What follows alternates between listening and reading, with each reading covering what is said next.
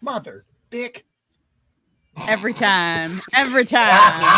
Every time. I was so happy. One of these times you're going to do it right. One of these times, I'm sure of it. And I'm here for it. And you try, kids, and yet here we are. Greetings and welcome once again to Roman of the Empire. I am your host, Roman. This week we are reviewing Ahsoka, Episode 4, Fallen Jedi. And for me, and I think there's going to be some roundtable on this, this was easily the most watchable episode of the series thus far. And we're halfway there now. So, I mean, we got 4 more to go. So I guess we'll see what happens. I didn't hate it. But, you know, again, the bar is pretty low on this series. So let's go around the horn. We are down a person right now, but hopefully he will pop in here. Trapped in traffic, no doubt. But going around the horn, he is my partner. He is my wingman. He stopped me from carpet bombing Dagobah. I don't know if it was a good plan or not. He is Shieldwall of Dragons. Welcome back, my friend. How are you? Hey, how's it going, everybody? Happy to be here. Yeah, this episode was the most watchable. It had some interesting things. I mean, obviously, there's stuff we're going to pick apart in it because there always is. But overall, I think the story is actually moving forward. It's coherent to a point. And the effects have been good. The sets look fine. Those kinds of things. So overall, it's a decent show to this point. At least this episode was decent. How about that? Yeah. Also, I'm not sure, maybe one of these days I'll just let you carpet bomb whatever. So I hope so. There's probably a place out there that needs it. Yeah. Maybe Lucasfilm. Yeah. Anyway, yeah, thanks for having me. Hi to the chat, everybody there. So let's have a good conversation about this. Right on. She will tell you if this is the way. She will also kick Sabime in her dark saber, and yet she has come back again one more time, despite her best instincts. She is the Untamed Mando. Welcome back to the show, Mando. What's up? I have a slight headache from my stream last night. For those of you who were there for my stream, you'll know why. Did you watch the show? I watched the show. I also did a review on an article regarding the fact that all of the Star Wars canon has now been broken because of one line by Huyang we can talk about that later, but his name is Hung-Lo. Get it right. Oh, Hung-Lo, my apologies. Huyang. So so yeah, it's gonna be great. I hope my headache will probably at least subside a little bit by the end of this. Probably not, but I have more rum waiting for me. And there's always more rum, Mando. There's always more rum. And let's just hope that I can not scream and yell about all of the inconsistencies with the Mandalorian culture. It's if they hate Mandos so much, just don't talk about them. Just leave them out of it. Just leave my people out of this. We didn't ask for this. Oh my. So welcoming this new addition to our panel here on Of the Empire for the first time. In the internet war for freedom, his beard will constitute a second front. He is the Beard of Liberty. Welcome to the show, buddy. Thank you for having me. I don't quite know how to follow up that just lament of the Mandalorians. Wow. Excellent. That was an excellent use of the word lament, sir. Thank you. I stumble into sounding smart occasionally. I'm good at pretending sometimes. But no, thank you for having me. This is fun. And also pleasure to meet you, Roman, and Josh down there, everybody else I've been on streams with, and hello to the chat, and let's just dive into this turd. Right on. Yeah. So I've seen Beard of Liberty on several associate streams. So I thought this would actually be a very good fit for us. So welcome to the panel, boy. sir. You poor boy.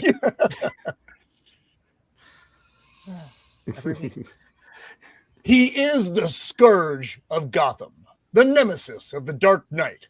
He is Joker Voice. Welcome back to the show, buddy. How are you? Oh, I'm going to sum up this episode in one word. Member? Yeah. Mm-hmm. Member berries. Lots. Oh, heavens. He is the meme master of the interwebs. He uses his powers for good instead of evil. He is Jacob Ironside. Welcome once again, my friend, to the panel. Well, hello. I'm glad to be back again. Talk about this mess of a thing that we're going to talk about tonight. And coming from one warrior race to another, I feel your pain, Mando. Yep. It'd be like if they did this to the Spartans, and I know people would be upset about that. So now they would kick Dave Filoni in the well. Yep. Sometimes there's plenty of your dirt and water corn down is there. popped by oil. Earth and Sometimes a balloon is popped by a needle. Our good friend Josh McDonald is popped by culture. Welcome back to the show, my friend. How are you? You look a little down tonight. Are you doing okay? It's been a shitty day. So happy to be here. Happy to be out of the chaos. Yeah, I think I might be the dissenting voice because I'm just gonna say on a film technical level, I thought this was the best episode so far. Oh yeah, I completely agree. Absolutely, Yeah, it's the best episode of the season. Yeah, that's general noob. I think that's a good assessment. That's a good assessment. I mean, here's my thing. I actually enjoyed watching it. I was like, oh, this is kind of fun. It had lots of things I could pick apart, but it was still fun. Agreed. Yeah. But there was a lot going on, and it wasn't bad dialogue for 30 minutes with an occasional droid talking here and there. No, they didn't talk that much. They didn't have time to talk that much. They were doing stuff. It wasn't always the right thing, but they were doing things. But when they did talk, especially in the first third of the episode, here's a helping of foreshadowing. There you go. Take that right there. Here's another one. There you go. I didn't think to bring props. Don't spill. There you go. Next time, Beard, just remember there's a drawer with something in it that you could pop out for this stream. All right. So yeah, let's take a look at who's out there right now. My good friend John. I'm on my phone, so I can't take people, but good to see all the familiar faces. Let's organize an intervention for Roman. Thank you, buddy. Appreciate that. Who else is out here? We have Subtle Deviancy. The Jared. I don't know what that means. I don't think Jared from good. Subway. I don't think that's fuck that. That's the only Jared I could think of. Well, that's nice. No. Subtle's gonna have to. Subtle, even for you. That's that guy ruined the name Jared for everybody. Roman, we're gonna need you to do us a favor and say the words, "Hi there, little boy." 9. So Cajun Corey is out there. Good to see you, Bobby Wold. Wait to see if they destroy the ghost like they did the Razor Crest. Oh, well, who knows? Nobody knows. Stephen Ransom is out there. Always good to see you, Stephen. Melvin Deeply from the UK. Hello, sir.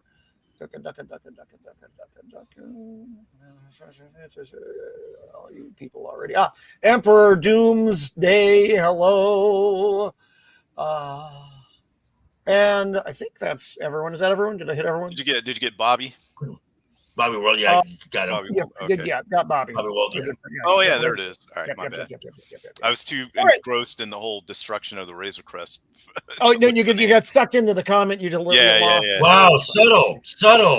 That is subtle. You are wrong, sir. You are wrong. Absolutely wrong.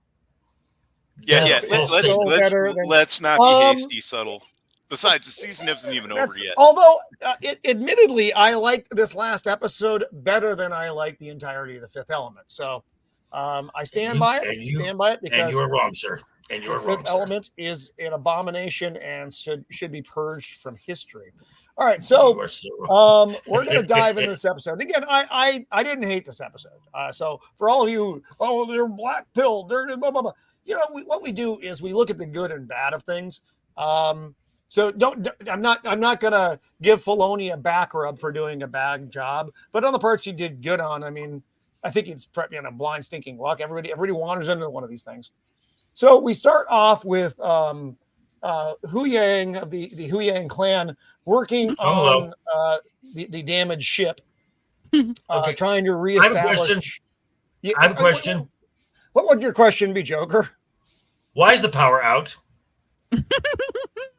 You mean because the power was on in the previous episode when they turned the ship on to try to get comms up? Yes. Why is the power off? So, plot convenience. Maybe Huyang did something. No, it's the script needs it's the plot to happen. Yeah, they don't explain why. That's it. It is. Why isn't the master teenage prodigal engineer trying to fix this? Yeah. Don't know. She would have done in Rebels. If you're going to stick in with Rebels, that, she would have done it. Sabine?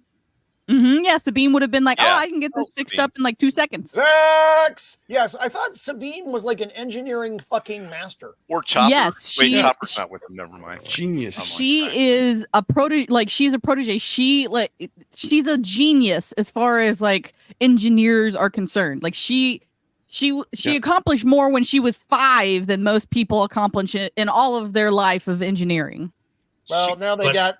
She also made a weapon for the Empire. She literally made a weapon that destroyed all of the Mandalorians, more or less. Like we all haven't done that, guys. Come on, let's not throw stones. Yeah, she did that in the academy. Right, she was an academy student. But that doesn't explain why the power's off. Why the ship has no. You actually don't get that at all. So you get a little. Do I get the arm fold? Oh, I don't. It's not fully there, but she is giving the arm. No, it's there. You get the arm fold within the first 30 seconds of the show. And I was worried that we weren't going to get that soon. And she does her cool Jedi thing. I sense we may have to make a hard decision. All right. Okay. And then Sabine's like, and she asks Sabine if she can count. Can I count on you? And she's like, you can. And then back into the ship she goes. Which is another dumb question. Why she's treating her like she's some kind of like unknown, and they've worked together for years. Unless she's seeing that how badly she's regressed. So maybe that might be a good question. So Beard of Liberty, did you watch this prior to us? Before we asked you to be on for this thing? Yes, I was going to watch this anyway, just so nobody online could yell at me and say I was just listening to a bunch of screaming talking heads and not forming my own opinion. So yeah. Okay, well, for one, I'm sorry, but yeah, okay, good. Well, no, because I poor Nomi, I still feel bad about this. We asked her to be on for Secret Invasion, and she hadn't been watching it, so she watched like 6. What is it? 4 all of the episodes in one day, and so yeah. So I was hoping the same thing didn't happen. Hey, Cannoli Sasquatch, welcome, buddy. No, but you're right. What we get with the relationship between Ahsoka and Sabine is like people who don't really know each other, who hadn't worked together for a long time, then had an absence and then come back together. That's usually not the way it works. It's like she's just like Sabine is an unknown factor to her. I mean, what are your thoughts? What do you think? Well, this is for those of you playing the home version, this scene here is that big helping of foreshadowing. The fact that Ahsoka is posing a moral dilemma of if we cannot attain the map, which is the way to find Ezra, then no one can have the map, which means Ezra will be ultimately lost forever. And then Ahsoka says, "Can I count on you to do the right thing, to sacrifice your wanting to find Ezra for the greater good of the galaxy at large?" What's up, Boosh? And so you're not going to turn this against me in the end, are you? No. Right. You're not going to fuck me over, are you, Sabime? Are you going to fuck me over? Well, that actually, No, of in course that not. context, makes the question make way more sense. In that she can sense that her whole motivation for doing anything is to get Ezra back. Is just to get Ezra. It's You just know, get the whole Ezra. Thrawn situation and the oncoming She war. don't give a crap about Thrawn or the Empire or anybody else. This Which show would she be a lot better should. if everybody sounded like characters from The Simpsons. Oh, I agree. So here's the thing. You're gonna do the right thing. Sabine was there when Ezra made his sacrifice of, I'm going to make sure Thrawn cannot do any more damage. I'm going to take him as far away as I can possibly think. I'm going to sacrifice myself to make sure he does not destroy what we're trying to build. She was there. She witnessed it. He said, hey, you're never going to see me again, but I'm doing this for the greater good. And basically, if she betrays Ahsoka, which the foreshadowing tells you, yeah, everything he did means nothing. Yeah. Now we finally get back to my favorite character in the series, which Morgan. Morgan. Not Elsbeth, Morgan. really? Elsbeth. Morgan, No. Space Karen. Space witch Karen. need to see You're your telling me manager. you liked that witch lady over the weekend. You're like, that witch lady, she's something, huh? And I'm like, yeah, sure, Romy. She's Go ahead. all right. She's all right. She's not. I don't hate her. Mind her. She's just kind of there. She's not an Admiral Hodo that I want to see pushed out of an airlock. Yeah, good. That's a good point. Yet. So the kids come back and report to Baylan, hey, they're about 12 clicks out. That's a very Why specific. didn't you blow them up yet? But that's that's a very specific term. I mean, I have heard in Star Wars using the metric system, but to actually use the term clicks, that's I think that's the first time I've ever heard that in Star Wars. It made me think that she was she was probably a student in the Imperial Academy or something, and I imagine it's a military term that anyone that I've known ever in the military uses the term clicks. And so my thought is she's probably some sort of former Imperial officer or she was in the Empire as a military personnel. I don't know. She's very young. Yeah, she's. Although I don't know. The Academy brought them in really young. I got the impression that she has been Baylan's Padawan for a long time. Otherwise, she would have to have been extremely like Anakin level Force sensitive in order to get this good so fast. Oh wait, she's a woman. Yeah. Never mind. That's right. Silly. Also, this guy next to her, Force is female. Merrick or Malik or whatever his name is. I think it's like Mark. a bitch. Merrick or Mark. Yeah. I don't Nobody understand who he is or where he fits into the hierarchy of power dynamic. Is he an apprentice or is in the wind? Is he just some dude? So they try to make it out like, oh, who is this person? Who is he? Who is he? And they no, we're not going to find out who this guy is. So because of his saber, because of his saber, you know that he is being shown to be an inquisitor. Now the inquisitors were fallen Jedi who were basically excommunicated from the Jedi Order. They were not Sith. They were never Sith because they were never given a master for. I know. So, but they were just an extension of a force that was under Vader's command called Vader's Fist. They were basically the scouts. Mhm. Sounds like a bad porn movie. Yeah. Vader's Fist. So when we get to a scene down the road, I'm going to throw some of the theories that I saw floating around about him. Post, he's this guy, he's that guy, because none of those obviously panned out. He's not Starkiller. He's not Ezra. He's not Waldo. He's just a fucking dude in a suit. But there are some interesting things that I saw floating around. We'll get to there.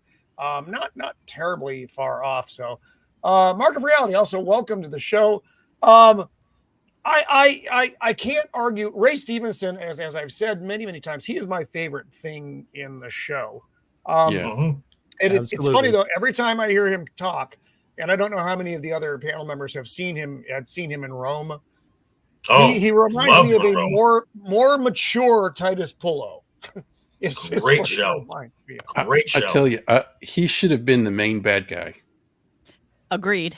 Yep. And that first scene on the ship, he should have killed that woman being a failure or something.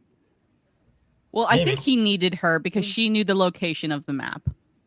Yeah, but I think once her usefulness is over, that's in the writing. But I mean, if he you look could at have been the one that had the map. Proceeds how Baylan kind of projects himself and how he operates. That's not him. He's doing this for reasons that we're learning about, but he has a code and honor. He's not just like, you failed me, I'm going to crush your windpipe. He does things differently. I bet he would do that if it required it, but he's not just going to do it because he's Kylo Ren and he's angry that was Vader's leadership style, just choke brother out.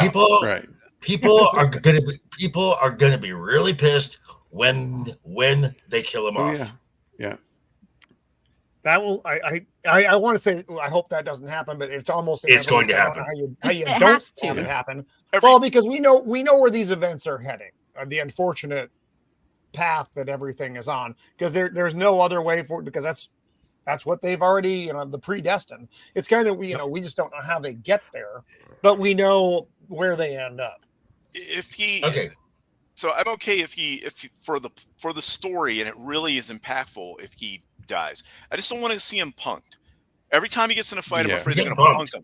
They're going to punk him and make him look like a weakling or something, idiot. or an idiot. Oh, right? Somebody put a bomb on my back. Oh no, my apprentice betrayed me. Oh, whatever shall I do? Mother. Now that I would be okay with that if it was done in a good way, like there was a plot device and Force is female. That's all you need. Besides the Force is female, some kind of story reason. And Rip Ray Stevenson. Yeah, and he has a presence on screen and everything. Yeah, I know. That's why I'm worried about too. It's his last thing he did, or one of the last things he did. I just don't want to see him get Admiral Akbar. Yeah, where they just it's a trap. He's they blow him out of the airlock and then be like, let's never mention him again. Like they show an explosion from the outside of the ship. Oh, there he goes. There was smoke in space.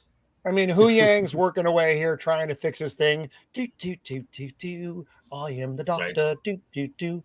And then you get these shadowy figures here. And Shieldwall, you brought up some good points. And Beard, what did you think of? You got Huyang working on the ship, oblivious, and then you see these shadowy figures with guns coming up. Because I had a lot of things going through my head, and then we get what we get. Yeah, because what's her face, Space Karen, said something about the droids will take care of it first. And we saw shadows earlier, but what comes up is cloaked. Yeah. So I guess they're droids that get cold.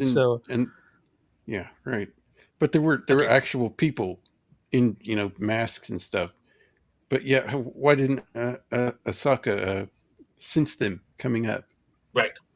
I think these were HK droids. Yeah, I think they're No. supposed to be HK No. droids. I think No, they're supposed to be. there are No. actual people there too. Well, Those are guards There's because droids and Oh. people. All right, I was giving them too much credit. yeah, it's a because that mixed bag. gun because that gun is the same type of gun that was used in Mando season 2, episode 5, the Ahsoka episode. Those Yeah. are Acid like slug throwers. Ah. Admiral.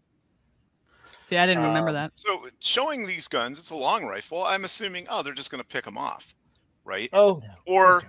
that's the threat, and then Ahsoka's going to come out and block the shots, or he's going to turn around and be like, I knew you were there the whole time, and double blaster him or something. Yeah. But that's not what goes down. We So, we jump Mando- in. Go ahead. I want to ask you this, Mando. In this scene, we see Sabine checking her guns, and she obviously puts like a clip inside the gun. Is that common for Mando guns to have a clip? I've never seen it before this episode. I have never seen anyone put a clip in any I've blaster. seen A power cell or clone something. weapons do have like a power cell they put in. Yeah. I didn't look at it. I couldn't see it clearly. Did it look like it was a magazine with bullets in it? Or Yes. It was just like a little small who's it thingy. yeah, that's what I It saw. it looked like a little- special- you put it in the the top, and then you Click it in. yeah, looked click it like a in. That C that But is I battery. didn't that is see that more as a ammunition. slide with the receiver. I saw it more as just like a cover. Yeah. That went over the top to keep the power cell dry or whatever. It just looked odd. yeah, It just looked odd to me. They did it because it looks cool, because I'm loading up. Although her Yeah, rummaging I just through this don't get- bag, was it a bottomless bag from D&D? It shouldn't take her as long as it did in the scene to figure out what's in there. No, She had a bag of holding. because that bag is truly because we have the Dr. Droid. That's a TARDIS. Yeah. It's bigger Yeah, on the it's gotta inside. I Something mean, Bigger I on don't the get. inside. Yep. I know my She mom puts could she pack puts a- her armor. Oh, sorry. I was she gonna say, puts I know her my mom armor could pack on. a bunch of stuff in her purse. I mean, She Sorry, puts at her least- armor on to get in the ship, before they leave Lothal, and then Right. she takes it off before they get into a battle. At least she has her armor on. I can sense Mando dying. Oh, Let me- there is more coming. Let me There's contribute more to your coming. death, Mando. Would a Mandalorian ever misplace something as important as the power cell to their weapon? No. They would also not, when they know they are about to go into a battle, there is going to be some sort of fighting. They wouldn't take off their armor as soon as they jump on the ship. They would sleep in their armor. See, I sense terrible pain from Mando. this is what they're doing to her character. To me, I'm watching the character get destroyed in real time. The way she's acting and the way she is holding herself and doing these things, she's what, when I was in the service, we call a piece of shit airman. that needs to get their act together. Yeah. You know what I mean? That needs some remedial training on what they need to do. This and does maybe not also look do like that. someone who's 30 years old who has been in combat for most of their life. This Right, looks That like is a not the teenager impression that I'm can't getting find here. their iPhone in their bag. Now, And I don't this know. is also. Oh, I was sorry, going to say, Shield, go. I don't know if they were going to try to convey that she's got a lot of stuff on her mind, and that's why she is like absent-minded or whatever. Or This is I don't know. training, like you see guys can Muscle memory. disassemble their rifle and put it back together blindfolded. I mean, she would be able to do this stuff in her sleep. Mm-hmm. Yeah, Not she is Absolutely. unorganized and around for it in her undisciplined. bag. That's who Sabine is. And now She's not good at what she does. She should be, and she's not, and that's the hard part.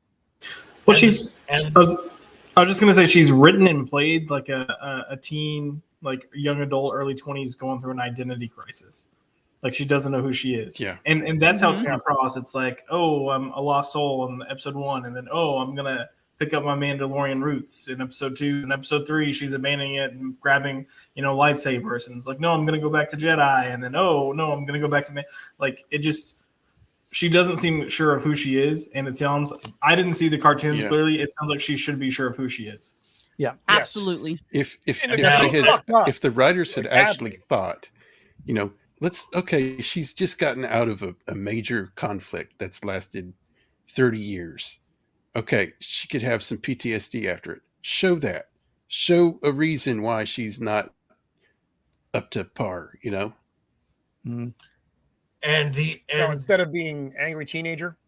Yeah. And the conversation that follows is absolutely it's a redundant conversation because it's the exact same conversation they had at the start of the episode. So if you didn't get a good helping of if you didn't get a good helping of foreshadowing at the start of the episode, here's another one. There you go. Yep. Eat it up. There you go. Come on. There you go. Eat it up. Good. It is. It is. It's the same conversation, except they're inside the ship instead of outside the ship. And the lights work, so I guess the power's on. Wait. What? Wow, subtle. God damn. That is buddy. Whoa. Oh my god. Just to be clear, they're fantastic gymnasts. They're very good gymnasts. I just want to say, this. I will still say, as far as the episode as a whole is concerned, it is better than the other episodes. But the part that frustrates me, and it is a big thing for me, is the fact that they. That too, but they just make her seem so useless. Yeah. She's supposed to be a master engineer, a combat veteran of major conflicts. She's supposed to know who she is. She's 30-something years old. She's a freaking adult who's spent. What has she done the last? She can't find anything to her gun, nor can she keep her helmet on. Is it just me? But even though the show is called Ahsoka, Ahsoka is playing sidekick in her own show. Yeah. Mm-hmm. I get that vibe. I wish I wasn't, but you're right. Yeah. Well, that's kind of like the Disney thing right now. That's true. Every major character look at is a Obi-Wan. sidekick in their own show. Wow, Zach. Look at Zach. God damn it, Zach. Yeah, exactly. That's exactly what I'm talking about. Even a Kentucky Colonel could have more going for him than she does right now. And that's just an honorary title. No, she's a retard JG is what she is. She acts like an O2 who needs to get, kind of slapped back into position by her E9. She's top on the list to get cut the next time the rollbacks come around. That's for sure. Okay, this scene coming up here, apart from being ridiculous with them two robots beating each other. Scene. I thought it was funny. I would have laughed my ass off if I had why does he have eyelids? The robot? Why does he have eyelids? Oh, he blinks. And why does the other robot cover his mouth and he can't talk? Yeah, that's a speaker. Yeah, that's what I was. Speaker. Yeah, it's a speaker. Well, here's the thing, and this is one of the things that I found irritating. Is I didn't have tons to pick in this episode. I had some to pick.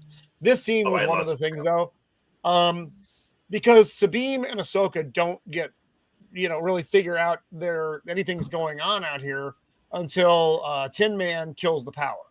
He throws an arm into the fucking thing and kills the power. But that ship isn't very big. It's just not. I mean, these guys are slamming into the side of the ship. Exactly. You are going to hear the big metal into clang, metal. And you can hear it. And then the only time it's like even them punching into each other, they would have heard that. Yeah, that's a funny sound coming from outside, don't you think? Yeah, that is funny. Which also, the fact that he can hold his own against an HK droid is ridiculous. He's hundreds, or depending on the source material, thousands of years old. He's not a combat droid. See, But- this is where I gave him a little bit of credence because he's trained Padawans for all this time. He had to have been able to get at least some combat experience where he could at least hold his own for a little while. Do I think the HK droid will wipe him if they fight for more than 2 minutes? Absolutely. But he can hold his own for at least 2 minutes. Look, But I he still also think still Hung lost Lo his is. I still think Hung Lo is sus as fuck. I'm just saying it. What do you mean? I still think he's up to no good. From episode 1. From Yeah. from that thing in episode right. 1 where he didn't pick him up. I was just feel like all fucking around. yeah, that or it's poor. Yeah, I don't know. We'll see. It seems like he's up to some nefarious things and trying to be coy about it. I just keep hoping that he has like some built-in like assassin blades or blasters or something. You know what I mean? Like I don't know. It just Or a lightsaber. yeah. Well, because he has those training lightsaber arms, right? Like Grievous that he was training with. So John, go ahead. I have to talk to John here in a second, though. I have to speak to this point. okay. So, but what I'm saying is that, and then he had trained, I believe 500 years is how old he is. He's been training Padawan since, and so he has combat subroutines and all this kind of stuff. But the HK droids are terrible in this show. They don't shoot anybody hardly at all. They can't hit anything. I mean, granted, if you're fighting a Jedi, you're going to get wiped by a competent one with a lightsaber. But they should have been able to just blow his head off without him even knowing they were there. Oh yeah. Mhm. They could have just written it different to where there was a reason why the HK droid had to get next to him. It wanted to download his brain. Yeah, going in quiet or stealthily, which they did up until the point where they were at the ship, and they were no longer quiet nor stealth. So John brings up the point here, and this is where the maintenance guy in me goes into crazy mode. Fixing the ship includes banging, hammering, wielding. Now that so because he's working on the electrical system. If he's hammering and banging, something's gone really wrong. If my guys are supposed to be wiring, fixing, whatever transmitter on the aircraft, and there's banging going on in the hangar, I assume they're fighting with things, and that's not good. So his actual repair work itself shouldn't have been. It was quiet work. Supposedly he's doing something with the communications, trying to get the communications out or something. Move a wire here, move a wire there. That thing's fucked up. But yeah, there shouldn't be. He's not banging a dent out of a fucking 57 Chevy. So that's the difference.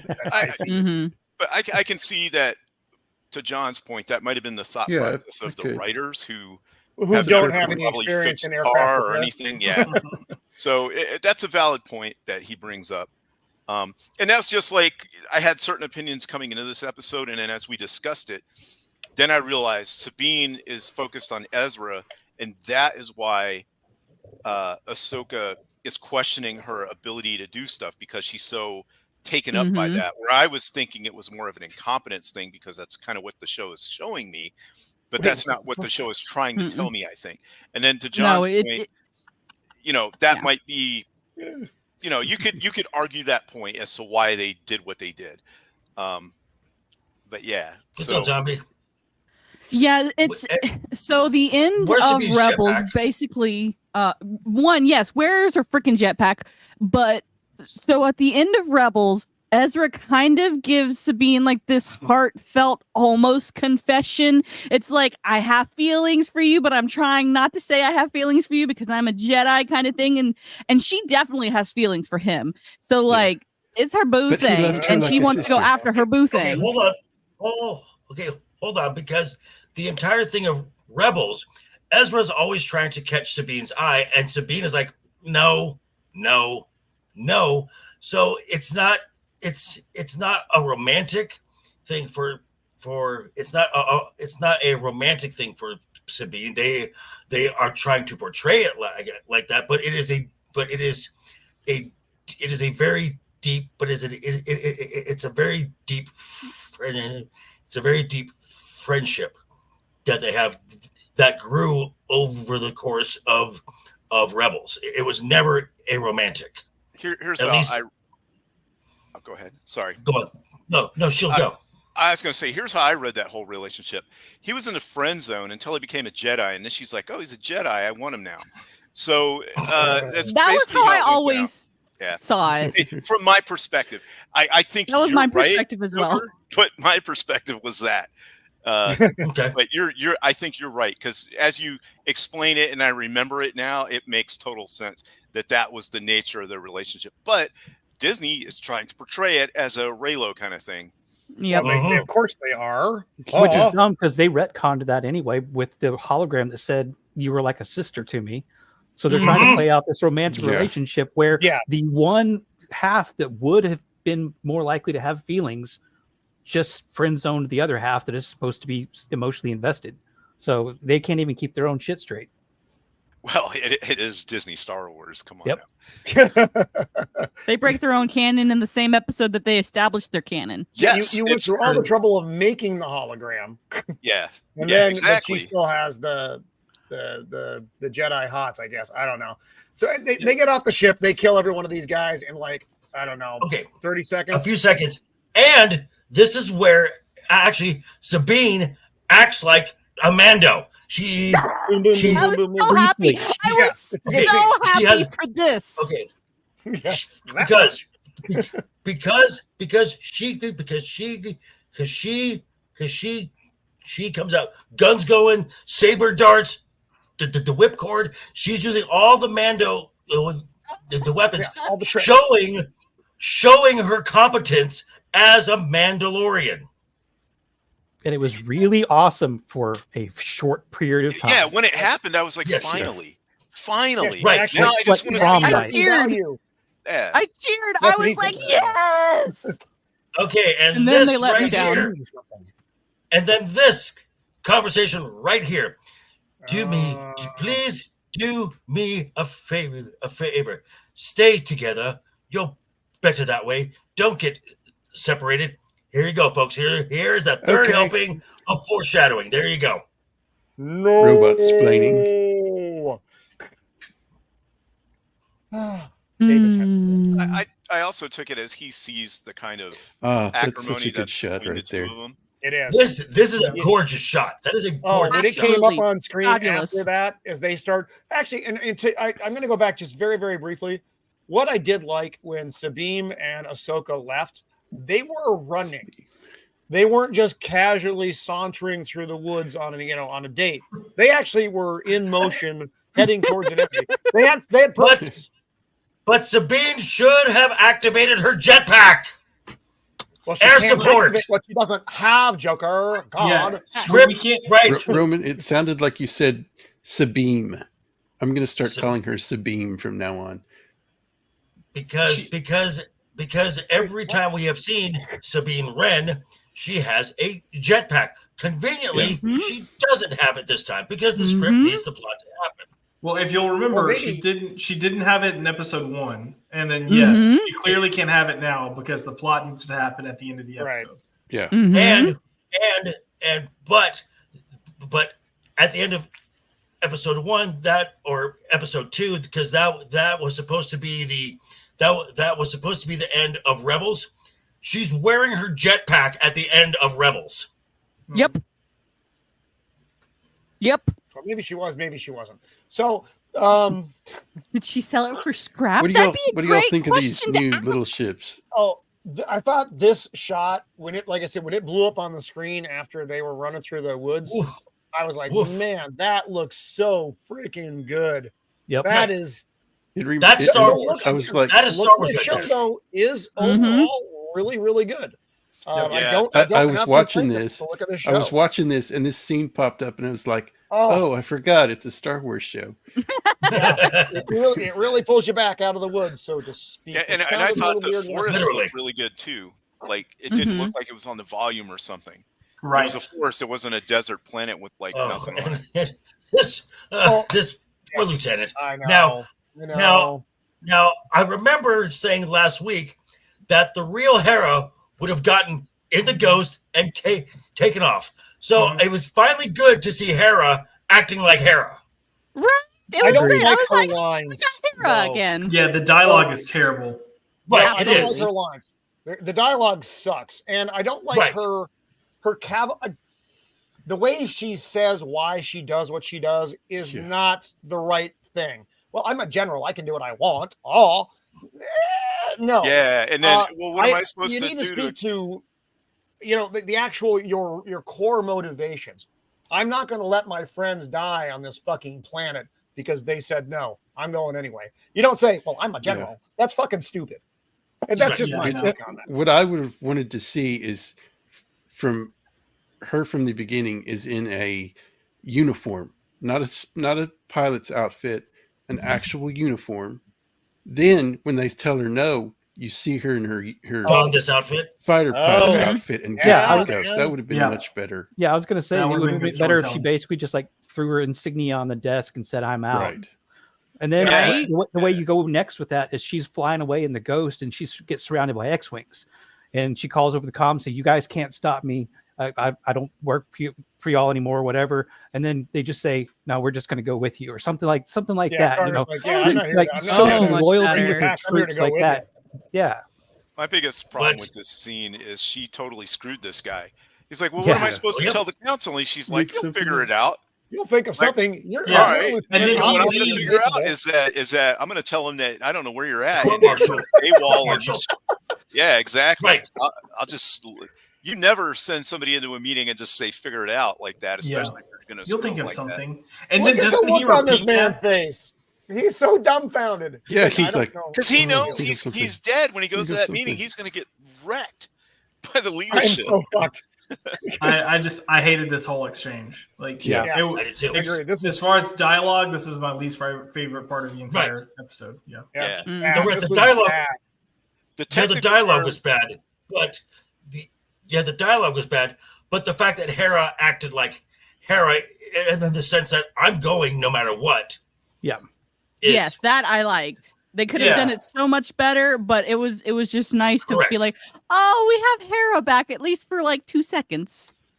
Yeah, and it had that little alien guy walking. And her son's like, I can't disobey you, Mom, but you can disobey orders whenever you want to. And then she throws that. Well, I'm a general. I can do what I fucking want.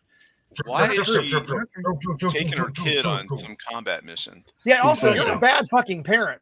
Just so you know that. Unless she has no intention of ever coming back. Not that, and I'm not saying suicide mission. I'm saying she's leaving the fleet and she is not coming back. Right. Don't know, but taking your kid, generally speaking, in a very hostile mission, not looked upon fondly from the the folks who come to investigate you later on. So he's wearing, if I'm not mistaken, he's got Caleb's armor on. His jacket, I think. Yeah, he's got his jacket on. Little fella. I wish he had the fucking head testicles like she has, though. It's sad. Sad, really. I'm glad somebody explained that to me about the human dominant gene or whatever. Because I was like, what is he adopted? Like, what's going on? I don't know. Yeah. Wait, the human not my gene real is dominant. son. This is news to me.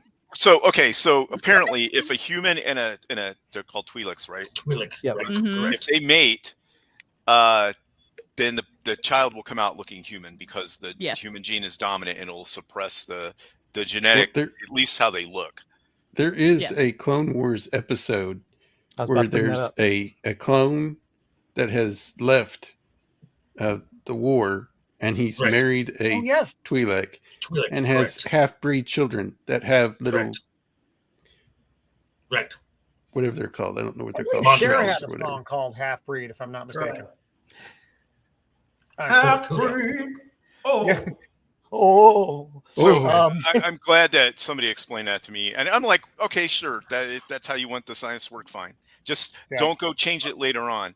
Unless it's something like if it's a male Twi'lek with a human female, then somehow I wouldn't understand how that would work either. But no, don't try to. Don't look the too male deep, buddy. genes Don't are look too dominant. deep. That's and here we start with,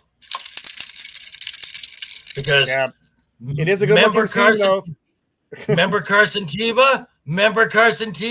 I remember Carson Teva. Actually, I remember. I barely remembered Carson. I remember him as the fat Asian dude who I'd never seen before, who just kind of suddenly popped up in The Mandalorian. Which now here, this makes no sense, because the last time we Whitey. saw, the white bear, because the last time we saw Carson Teva, he was in space Vietnam camp. Yeah, he was in space Yep. Vietnam. Yeah. Hey, what was he doing there, Talking- Joker? What was he doing there? Talking to Zeb. Who? Mhm. Who's Why Zeb? is What Zeb do you not speak here? of? Right? Exactly. Zeb, Yeah. For those that don't know, Zeb was a crew member Lasat, right? on Ghost. Hera's ship on the Ghost, and he was like their muscle kind of. Right. Yes. I can't remember what race he was. He used to be part of an Imperial Guard. Lasat. Okay, He's yeah, called- and Right. he was part of the Imperial Guard of it, and their planet got destroyed, right? Correct. Mhm. So he, Mhm. they're like a race without a home, and Correct. so he's, so he has some combat abilities. He was kind of buffoonish in the show, but just Little that's bit. how he is. Yeah. But Well, I anyway, hear they make good eating though. So Okay, so and there's your man. the reason we had Zeb was because that was the original design that George had for the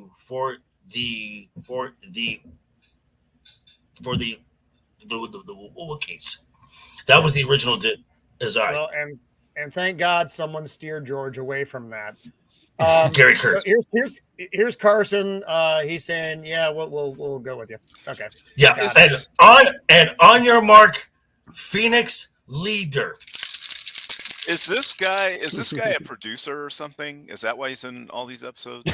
I have no idea. No, for real. Yeah. I feel like he's No. like some kind of intern or something. I don't remember his role, but yes, he was involved with Mandalorian, and he's apparently a huge Star Wars fan. So he just wanted a cameo, but they keep bringing him back.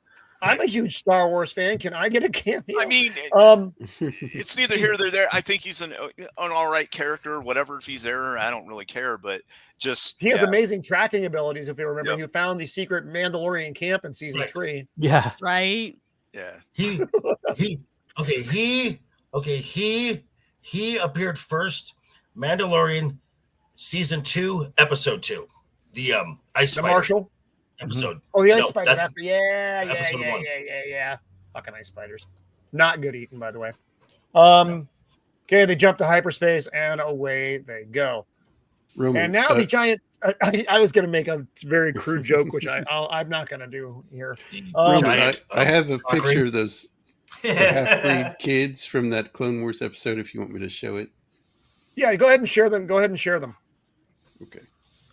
So We can see what we're talking about, the Twi'lek and the human. real quick, while he's doing that, I just want to make a comment about one of my favorite aspects of Star Wars space travel is how when they come out of hyperspace, or that they just come to a dead stop.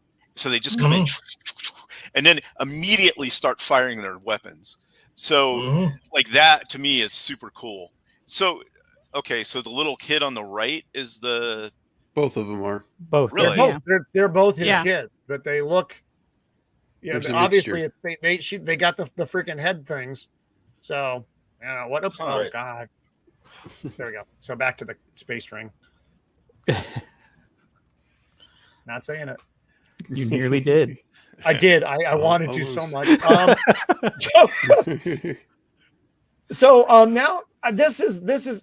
this is another problem part I have with the show.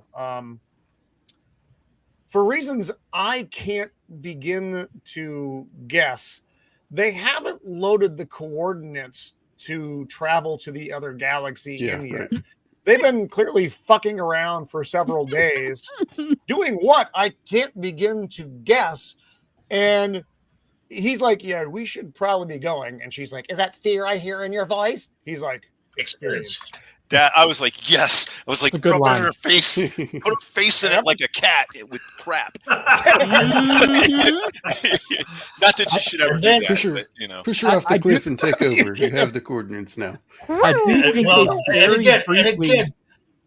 Okay, I Josh, think Josh, they very briefly mentioned that like the final engine module was just completed or something like that. But it's a throwaway line that you just preload the coordinates while you're waiting for the Yeah, engine well, to get yeah. installed. Yeah, the two No. systems should not be connected. The engines are the No. engines. They're not your fucking guidance system. Oh wait, but And again- if it's like an INS system, once the power cycles, you got to input all this stuff. I mean, you think they get past that? And I still have a problem with using a map and technology that's thousands of years old to find a specific person who wasn't born when this location was found. How do they know that is where Thrawn is? Yeah, how do they know which direction the space whales went? I still say they're going to use that. I still say they're going to use that line of Thrawn is calling out through space and time as an excuse, where there was like a prophecy or something. I guarantee that's why they put that line in there. He probably they knew this was how to use the Force because everybody can use the Force now. There you go. All right, so she's fingering a ball now. I thought that they knew which galaxy Ezra went to, and there's only one way to get there. Only one. You can't. There's like that multiple entry points. So. Then they were like, "Hey, how do we, because they got the ring." That shouldn't have been funny either. But then they were like, "So how do we know how to get to here?" And someone's like, "Hey, there's an old map that the witch knows about that shows the path, the one path to it." So it's not that they don't necessarily know exactly where Thrawn went. He's somewhere in that galaxy, but in order to even get there to start looking for him, this is the only way to do it. So you need the map to show you the path to get to. So it's just taking the tunnel to from New Jersey to New York. It's the only way underwater. It still doesn't add up because nobody knew where Ezra went. He made a blind jump into the unknown region. Right. I think they were able to figure out what his trajectory was and somehow determine that it went to that galaxy. That's my only way that I can explain why they need this ancient map in the modern times is because galaxies shows them move. the direction of how you go, the path that you need to take to get there. Galaxies move. Also, galaxies I have a galaxy behind me. Okay, I know what I'm talking about. but also, he didn't determine where the space whales took him. He had no way of knowing what because it was the space whales that actually took the ship with Ezra on it. It's an animal. Mark. How do you know which way an animal's gonna go? So, as the noob without an understanding of the animated shows and stuff, could this almost be like a pyramid type thing that we have, where we don't understand how our pyramids were actually built? No man made. No man should have been able to build those structures back in the day, and there's this maybe there's an ancient understanding of the whales that got lost over time, and that's how Well, I mean, the whales are on if you look at this map, I mean, there are whales on the map. Well, that's what I'm saying. If someone thousands of years ago knew Star Wars technology, much like Lord of the Rings, and yes, I'm doing a comparison that you can throw fruit later, is very stagnant. They have stayed the same for thousands and thousands of years. The people move on, they grow, but all this shit has been around for fucking ever.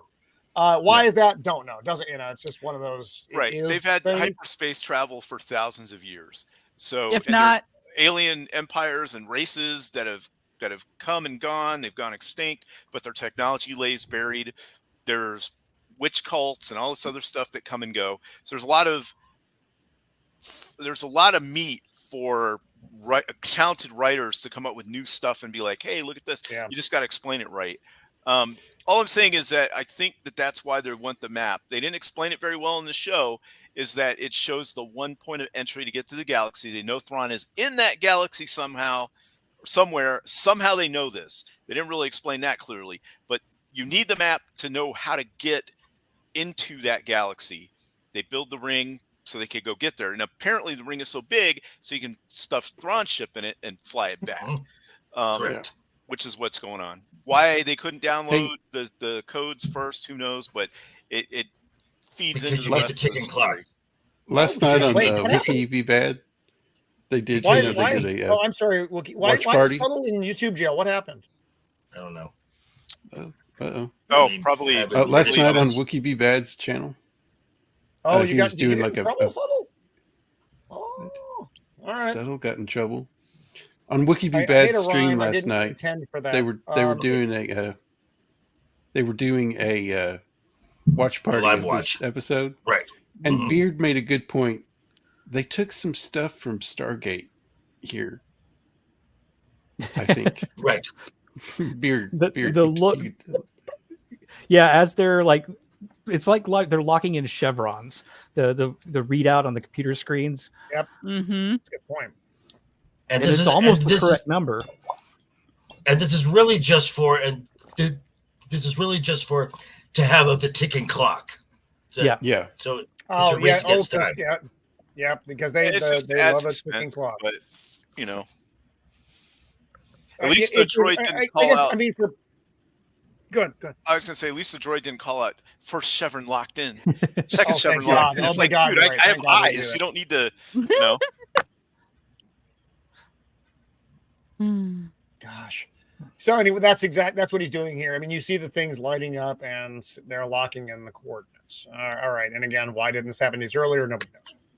So Sabime and Ahsoka running through the woods run into Shin Hati and Marek. Does it really matter? Nah, this guy. I thought he was pivotal, and not for about another 45 seconds. No. Yeah, no. So we and this is another line that I fucking hated in the episode, though. And again, it all goes back to dialogue, I suppose, where Shin Hati's like going somewhere. You fucking serious? You weird little blonde. What? Why? It was the inappropriate dialogue. She's at her best when she does. Okay. Well, now, and I was gonna. Well, it's. Just one second, Joker. Just 1 second. Okay. I was going to say, too, they've already established her as a character without saying much. They should have just stuck with it. Yes. Like, she barely speaks. Absolutely, dude. Going somewhere. And that's why I have a problem with this, is because of all people to deliver a line like that, the least would be her. I mean, and she is a serious character with serious... with clearly serious motivations. That's a throw-off humor line. It's stupid. Because what she should have done to stay consistent, drop her cloak, ignite her saber, and just stand. Well, look, Joker, she might be a little young. Let's not do the dropping the cloak thing, okay? Oh my! Hey, in Star Wars Episode 1. That whole fight scene between Darth Maul and Obi-Wan and Qui-Gon, Darth Maul doesn't say a single word. Right. This is true. Okay.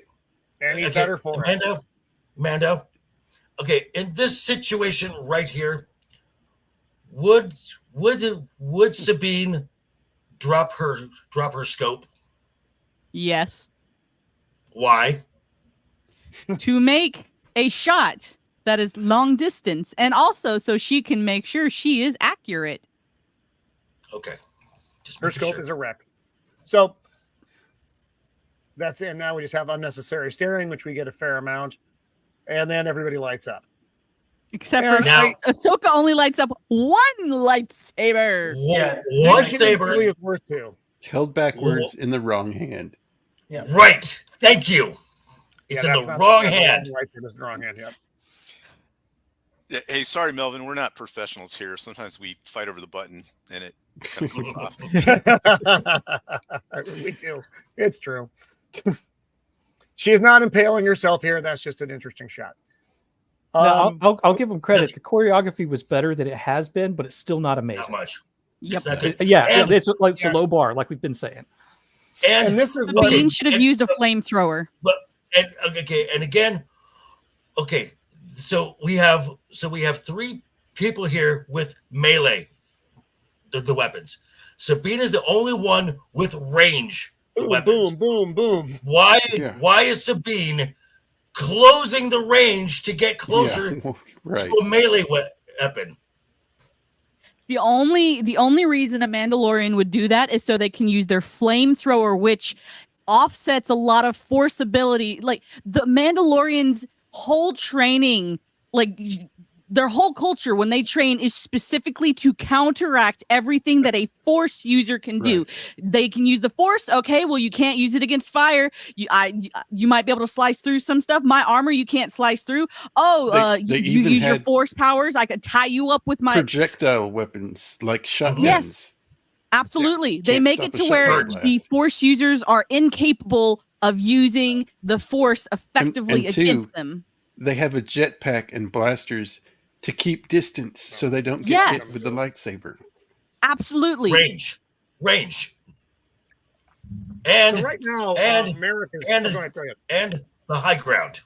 Plus, if you are in the air, you have a tactical advantage over someone on the ground.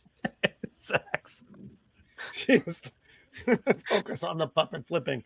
So right now, Marok is doing the lightsaber fucking spin thing. Oh dear. Stab her with a yellow. It goes without saying. So he's doing the spin thing, and then Ahsoka just kind of runs up and cuts him. And that's okay. That is a ripoff from an episode from Rebels called Twin Sons between Obi-Wan and Maul, where Maul is spinning his double-sided blade and Obi-Wan takes him out in one stroke. Yep. It's very old samurai movie where they they face off and then they yell and they go and then the one guy and then you don't know who's and then the guy puts the sword in and the other guy falls over dead. So and then he goes into a puff of smoke. Yeah. He was basically a swarm of gnats inside of a scare. I thought maybe he had some like a. Damn it! I thought I had the thing. I don't have the thing. God damn me! Done on him. I don't have. I'm sorry. I don't have my slide. Fuck. I thought he had like Night Sister magic done on him because that's, Maul. Yeah, and same thing happens to Maul when he gets injured. Mm-hmm. That's but now held together with bad man. But now we have seen a lightsaber slice through armor, slice through a tree, slice through some stone. The previous episode cut through the wing of a starfighter. Sabine's still walking. Yep. Yeah, very strong. That plot armor is the greatest. The best scar ever. So her helmet falls off. The helmet comes off. Go, Mando, go. We have seen Mandalorian after Mandalorian, not even just in the Mandalorian TV show, in Clone Wars, in Rebels, in the when we see Jango Fett, Boba Fett, we see them get smashed against walls with force powers. We see them get hit against trees, rocks. We see them get hit against anything. Their helmet has never, not once, fallen off unless it was chopped off with a lightsaber. You are not supposed to be able to get the helmet off of this person just by knocking them up against a tree. For context to who didn't understand what happened in this scene is Shin Hati forced through her into a tree and her helmet popped off. Which I'm just going to say the best example of a Jedi versus Mando fight. Attack of the Clones, Obi-Wan versus Jango Fett. Yep. Perfect. Yes, absolutely. Two highly trained people going at it. Yep. She does look hot in this scene, though. And again, that eyeliner is on point. Absolutely. Solid. Yeah. So Ahsoka cracks open the can that is Marok. His gas escapes. Which I imagine does not smell good to anyone. And Sabine says, "Go get the map." Which basically just gave away their entire plan. Just in case Shin Hati didn't know, she now knows exactly where Ahsoka is going. Okay, cool. And we get some just kind of again back and forth the things are uploading. That little slide with Shin and Sabine, did anyone think to themselves, my Schwartz is bigger than yours? No, I will tell you what I did seriously think about this scene, though. I was a little annoyed that Sabine was suddenly as good as she is with a lightsaber compared to the first episode. Yep.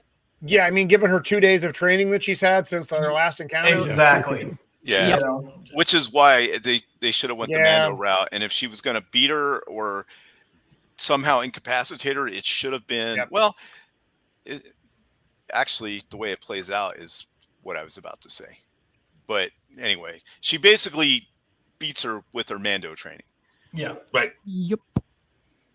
Okay, so Ahsoka shows up to the to get the map. She just walks right up to where the map is. Well, yeah, you don't need to use any any stealth or secrecy. You always walk right up to your enemy when you're trying to do something sneaky. And that's you good always strategy. and Solid tactics. And if you're waiting for your enemy, you sit down with your back toward them.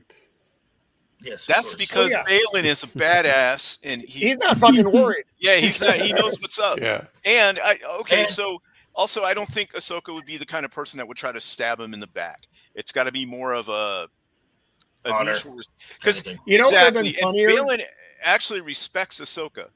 He knows. I wish Baylan had been eating like a hot dog or something while I was waiting for her. Oh, I'm sorry. A jelly donut. This makes me, but the very start of this dialogue, it makes me so mad. Anakin spoke very highly of you. That's funny. And then he never mentioned. He said, never mentioned you. And then he says, everyone in the Order knew Anakin. Few survived what he became. How the fuck do you know that Anakin is Darth Vader? This is the problem with Disney Star Wars, because somehow now everyone knows that Anakin is Darth Vader when it was clearly established in the OT. Obi-Wan, Yoda knew. Luke was told. And then on the side of the Empire, it was Palpatine and Tarkin. Ahsoka figured it out, and then Thrawn figured it out. So 6 or 7 people tops. I guess in all of the galaxy. After Reva, I guess so. Because Reva knew too, right? Yeah, supposedly. In this show, so yeah, she must have just broadcasted because to the universe. I mean, that sounds stab her with a lightsaber, and she survived it twice. Maybe someone got like CC'd on an email by accident. Maybe. Admiral Teague, we do not bring up Luke Skywalker in any of these episodes. He does not exist. Nobody knows who he is. He is not famous. He's not a hero of the Empire. He didn't get a medal. He's right up there with Wookiees. Admiral Teague brings up this is clearly the most important mission that has come up in, let's say, fucking since the end of the war. Since the end of since the Battle of Endor, yes. Yep. You're not going to bring in the one fucking Jedi Master is still out there for sure. She has had a conversation with Luke previously to this. Yeah. You would not think that she would say, let's send a message out to Luke Skywalker, who was sitting on a rock doing nothing because the only Padawan he had left. Where's Han? Where's Leia? The people who are actually in charge of things. They're all inept in Star Wars. They would have had a fleet above this planet in no time. Right. But the New Republic is incompetent. Okay, so they've established the New Republic is incompetent. They just let former Imperials run around, do whatever they want, and no one's at the wheel, which is what's Leia doing. Anyway, never mind. Yeah. The point is that they're incompetent and they're trash. And so we go into the conversation of what Baylan is trying to do, and the reason he's doing these things. He makes a statement, and he says, "You can't build until you destroy." Right? Sometimes when you build, you must destroy first to build it back. And he doesn't really ever say what he's talking about. Could he be talking about the Jedi Order? Could he be? I think he's talking about the Republic and the future of the galaxy. Right. And he sees Thrawn Yeah. as a means to get to this point, which is why he's doing what he's doing. Now, the witch lady thinks that she's his underling lackey when I think he has other designs. She just doesn't know about them. Or he might have even been open about it. She just don't care or didn't understand. But he's got. I think you're right. I think he plan. is working just below the radar, doing what she thinks he should be doing for her, when in fact he is doing it as he's using her as the means to the end. I think you're 100% right on that. Yeah. Agreed. That's how I took it as well. Admiral T, to answer your question, I think. Say, go ahead, Joker. I just want to say this: the Baylan Skoll's look right there is fabulous. That just looks badass. Yeah. No, and every time two Ray things. Stevenson delivers a line, it is purposeful. Yeah. And even, he doesn't speak very much. He speaks very little. But every time he says it, it really hits. Like right before they go into this, he basically says this was inevitable. Actually, that's a good comment.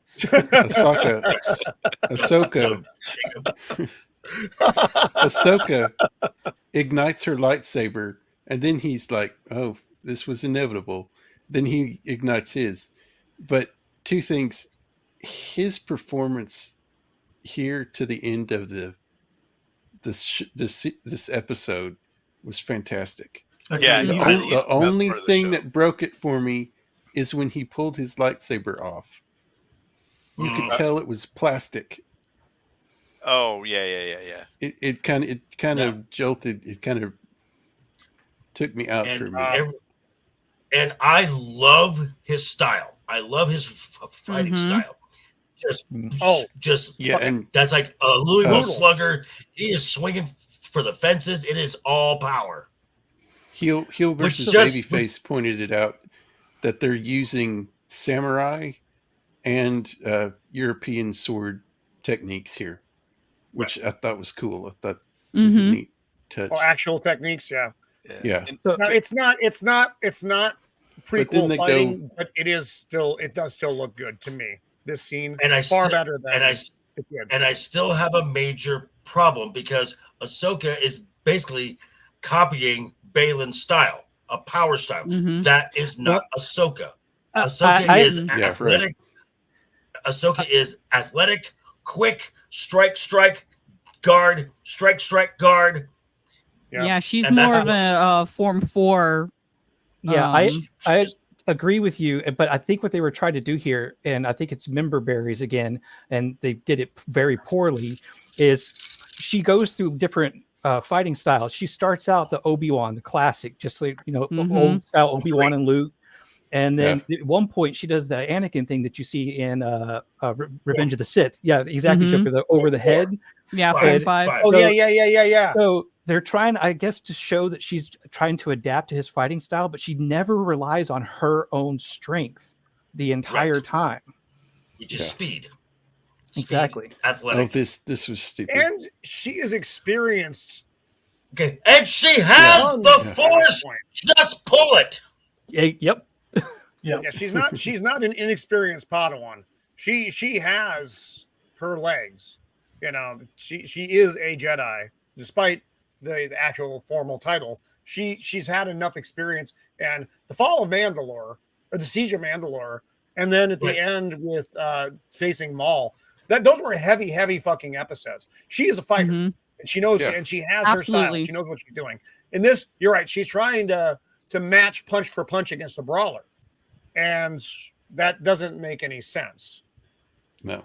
And so now we're back to the kids in the woods. This part was stupid. This part was. I thought this part was funny. No, but listen. She should already know that Sabine has no force power. Has no power, right? She should sense it. You have none of it. But she's like, she's doing the fucking thing. You don't have any power. Okay, what should she have done at this point, Jacob? What should she have done at this point? I'm picking up what you're putting down, John. Okay, maybe that might explain it. She was keeping her hand free to swipe them out. Oh, why is she not using 2 lightsabers? Right. Well, she didn't need. She needed the other hand earlier, like when she was running towards the map. Like Maybe I guess she just didn't feel the need because he wasn't a strong enough adversary to bring out the secondary lightsaber or something. How'd that work out? So right now, this is another. So earlier in this episode, we talked about why did Huyang not get shot in the head by the sniper, either the HK droids or the humans with them. Why did that not happen? This is not a dissimilar scene to me. Once she realizes, no shit, that Sabine doesn't have power, why didn't she just do fucking force choke her ass? Okay, so this goes, and just going back to what Jacob said, Shin already knows this, and the part that screws it up is she turns her head. She flexes to flinch. Or flinches. Yeah. Right. So she's the once expecting a Sabine hit. does, so once Sabine does this, she should not move and just say, "You have no power." That's a much different delivery and a much more intimidating. No, yeah. Agreed.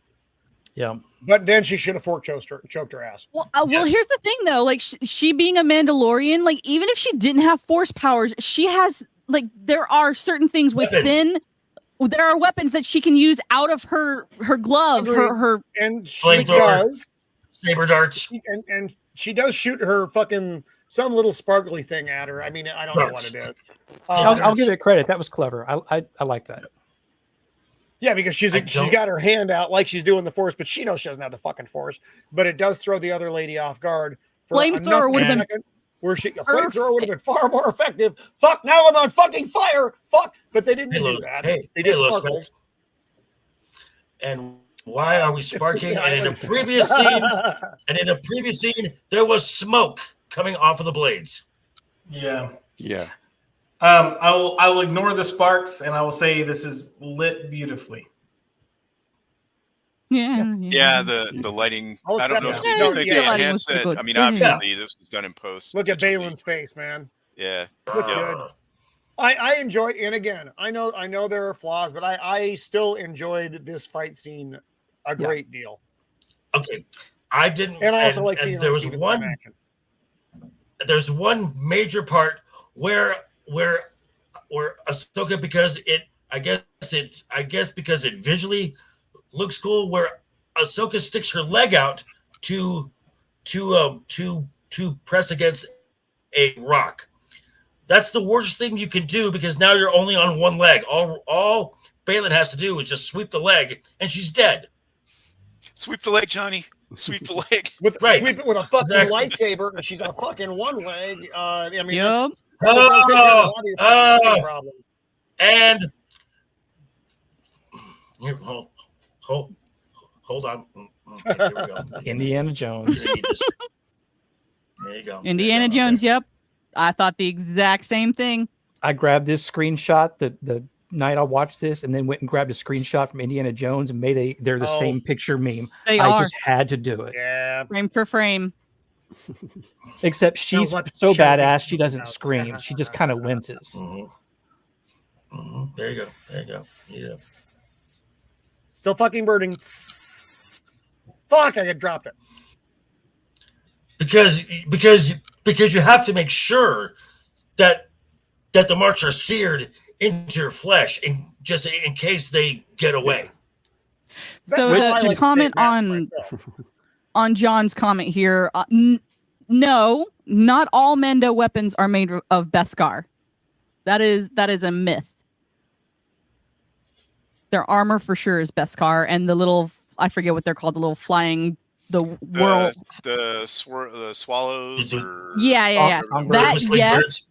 Yes, the whistling birds. Those, yes, are specifically specifically Beskar, but like the whip that you see them use to tie up their legs, that's not Beskar. It's easily broken. Lightsabers have broken it before. Flamethrowers are not. Yes, whistling birds. Thank you. Flamethrower, like you don't need that to be Beskar to have a flamethrower. There are other things in their arsenal that are not Beskar. I have a question right now. Why does Shin Hati look suddenly really pulled together like Debbie Harry right now instead of some weird, creepy emo girl who came out of Europe? Because because she ran by the makeup tent on the way. Fair enough. Accepted. All right. It's like she just walked in on her parents right here.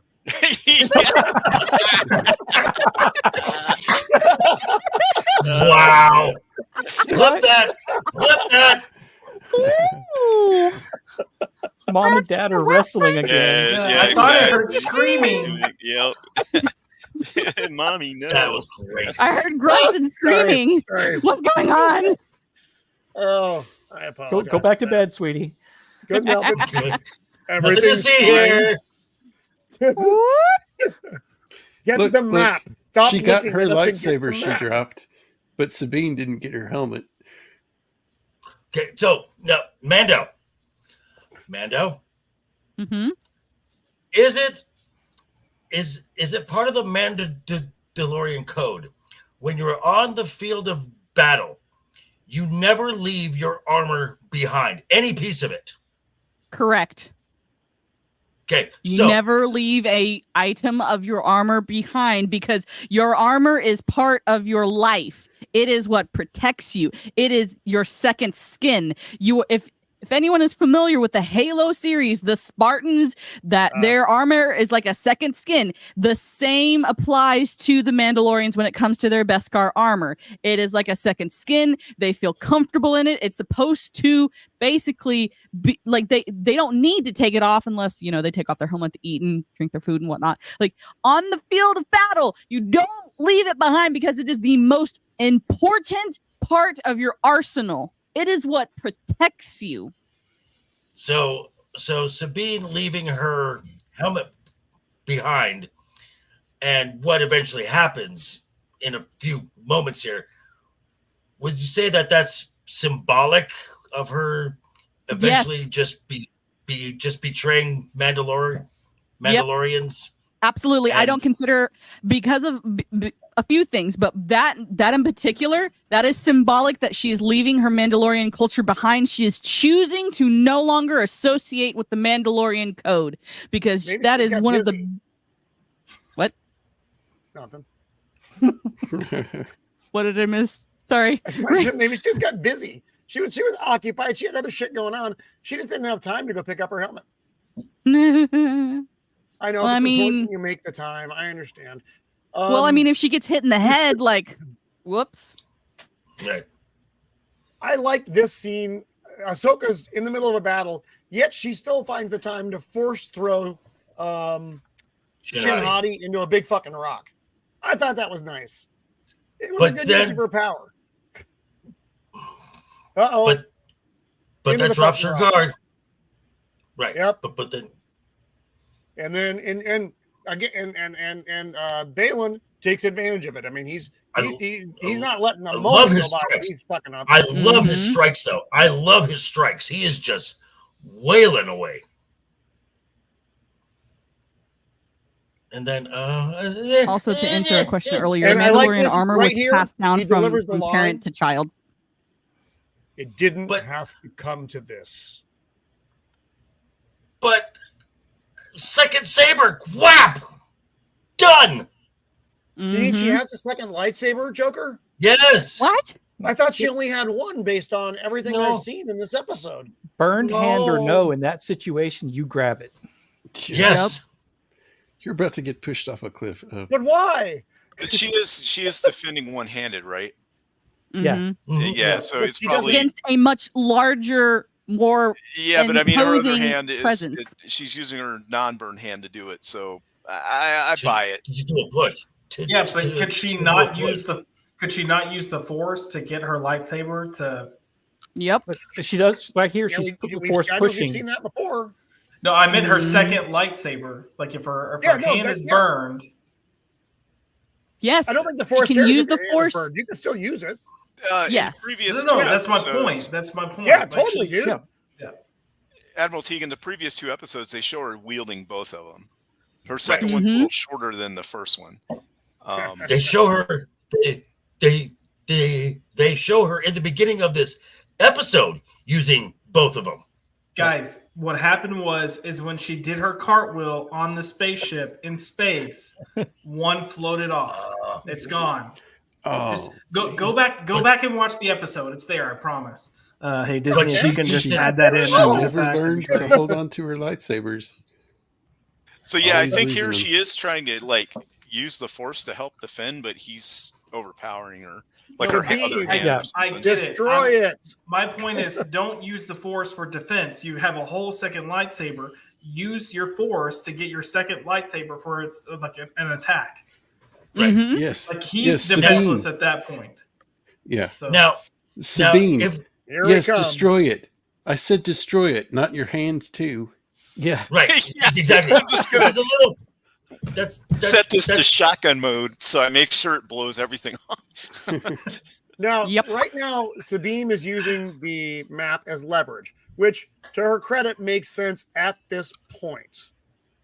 Yep. In a moment, get the fuck off the cliff, zip zap off the cliff.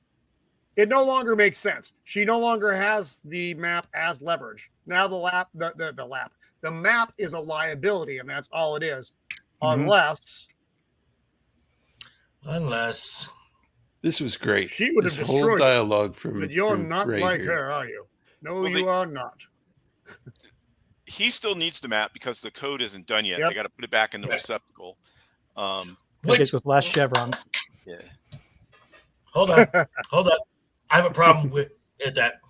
Clearly, you needed Dark Force magic to activate that entire map thing. Yeah. You removed the map from the little thing, so the whole map went away. So now, without using the Dark Force magic, you can just was Dark Force magic set to pause or something? You just kind I of- believe so. I The believe plot, so. the plot Probably. had to move forward, Joker. Oh, that's right. Script needs the plot to happen. Script needs to That's plot right. to move forward. So now Baylan is reading her, and he's like, "Oh, Which is Ezra- weird because Jedis can't read minds; they can read feelings. Mhm. yeah," because he reads very specific things. Yes. You Mhm. feel Yeah. Ezra Bridger was the last of your family. You can, we will Which find him. this made me upset. Like the last of her family. What the hell do you mean? Hera, Ahsoka, Chopper, Jason. like Jason, like who? Are they not family? Do you not Her, consider her them to be- Mandalorian family's dead? Oh Are they my not God, still Yeah, alive? they all died on oh, Mandalore. shit, Oh, they her did, parents okay. are still alive. Joker, there is Yes. still a little green flame glowing in that thing. Oh, The pilot light is still on. It's okay. I'm just saying, Oh, the someone pilot did light's on not shut the still? gas off. Yeah. Yeah, they left the gas on, so Oh, it's still burning. Oh, the pilot light's on still. Oh, okay. I had to zoom in on And that. Jeb? Okay. Like I miss Jeb, my bad. But like the last of her family.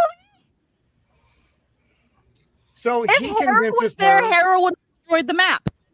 No, she doesn't. No second thought. None of these things matter to her. The only thing that matters to her is finding. Her boo thing is her boo thing, who Mhm. was never who was is No. a complete retcon from Rebels. Yep. Yeah, apparently either their brotherly sisterly bond is really strong. You can laugh. That's fine. Yeah. But ding, ding, ding, ding, ding, ding, ding. It's all relative. I can't help but think that if she actually was a Mandalorian, which in this show she's not, they would respect somebody who sacrificed everything and not cheapen their sacrifice Yeah. and risk damaging things and hurting other people just to get somebody they care about back. Absolutely. They have honor. That person died honorably. I will not lessen their death by trying to do away with their sacrifice. That is And yet she not does. what a Mandalorian would do. I think 90% of the people in the Disney writing room don't understand what that concept even is. Nope. Wait. Nope. So wait. I think Josh said it best. The worst thing to hear in a writer's room is, "Hey, wouldn't this be neat?" Yeah. You didn't get the voice right though, because it's all those Oh, 20-something was it- females how or was it? mentally challenged Hey. people that think they're females. So they're either like, so "Oh my God, wouldn't this be neat?" Or they're like, Oh my God, Cecilia, wouldn't this be neat? Okay, gotcha. Okay, what's up, Jay? So he convinces her, you'll see Ezra again. You will not be harmed. He gives her his word that she will not be harmed. Now, I actually would trust Baylan and his word. I don't think she should, because he's not giving her a lot of reason to. He just threw her master off a cliff. Yeah, although this episode did make me see him he's obviously not a Sith, but I don't even really see him as a dark Jedi anymore, more like a black-pilled fallen Jedi. Like he's just disappointed with the world and wants to reset things. Sitting here watching this show makes him very relatable. He's following the code. He hates the way the world is. The galaxy is now under current management. Right. Well, he's relatable. You're right. We'll see that. Well, then that just turns him into a sympathetic edgelord. Then. Yeah. But to be quite honest, most of the people Edgelords? I was talking about like most of the Jedi who left the Jedi Order. Most of them become like Ahsoka or like Baylan. Some of them are a little bit more dark side prone than others. Dooku, absolutely. They were just disillusioned with the Jedi Order, and they knew they weren't Sith, but they weren't afraid to use some dark side things. Yeah. And so now we're back on. Clever droid's like, "Oh, Baylan, restored the thing. We're fucking fine now." And she's like, "Oh, send this shuttle for Lord Baylan." We're gonna have to wait till next episode, Jay, Desolate Souls, to figure that out. Because nobody knows. If you didn't watch the animated series, you have no clue what's going on. Yeah. No, it's just what the fuck is going on? And okay, how is this communication working? Because they clearly established in the previous episode, once they entered this system, once they came out of hyperspace, their comms are jammed. Maybe they had to drop the blocker so they could get the comm link with the witchy thing on the planet. That's what I was thinking, and they could have solved it by just one line. Make it a real quick. There are so many things in this show, Beard of Liberty, that one line would fix. Yeah. But they just don't have the time to fit it in because the episodes are so short. And there's so few episodes that you're compressing the story down to where you're cutting on the razor's edge of it making any kind of sense. If only they sped up that dialogue just a little bit. Yeah. And here, but wait, wasn't the jammers just specifically on? Weren't the jammers just specifically on Ahsoka and them? Because Shin Hati was able to talk, but Shin Hati and them in their ships were talking to each other. That's a good point. Don't apply an overall logic to a very specific situation. That's not how technology works. Damn it, Josh! You just ruined the episode for me. Right? I mean, everything was perfect until that. Yeah. And so here we go. Jangling keys when it says lock has foils in attack position. I remember that. I remember that line. Mm-hmm. Yep. So now they got. She's also taken captive. Here's another thing: if a Mandalorian, they would rather die than be taken captive. Like they wouldn't go willingly. Also, Shin Hati was force choking her out, and Baylan's like, "Knock that shit off." I gave her my word. So he is, like I said, he has a code.